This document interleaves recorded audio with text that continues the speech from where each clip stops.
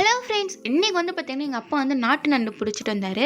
பாருங்க, அது எல்லாமே உயிரோடு தான் இருக்குது. அவரே வந்து உட்காந்து க்ளீன் பண்ணி எல்லாத்தையும் எடுத்து தந்தார். ஏன்னா எனக்கும் சரி எங்கள் அம்மாவுக்கும் சரி அதெல்லாம் க்ளீன் பண்ண தெரியாது. அவருக்கு தான் அது க்ளீன் பண்ண தெரியும். சரி, நண்டு குழம்பு வைக்கலான்ட்டு ரெடி பண்ண ஆரம்பிச்சிட்டோம்.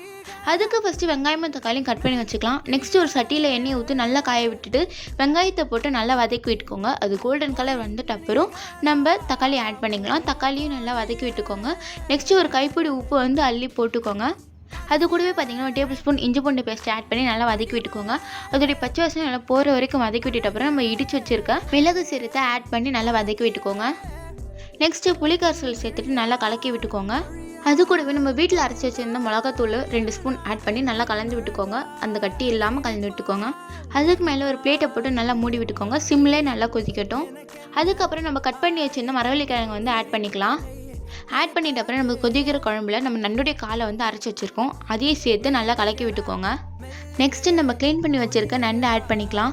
நண்டு பார்த்திங்கன்னா நம்மளுக்கு எவ்வளோ பெனிஃபிட்ஸாக இருக்குன்னா, நம்மளுடைய உடம்புல இருக்க இம்யூன் சிஸ்டத்தை அதிகமாக்குது. அது மட்டும் இல்லாமல் நம்மளுடைய ஹார்ட்டுக்கும் ரொம்ப நல்லது. ப்ரோட்டீனை வந்து நம்ம உடம்புல வந்து ரொம்ப அதிகமாக்குது. நம்ம உடம்புல இருக்க எலும்பையும் பல்லையும் வந்து ஸ்ட்ராங்காக்க ஹெல்ப் பண்ணுது. குழம்பு நல்லா கொதிச்சிட்ட அப்புறம் கருவேப்பிலையை ஆட் பண்ணி அடுப்பை நிறுத்திடலாம். அவ்வளோதாங்க, நமக்கு சூப்பரான நண்டு குழம்பு ரெடி.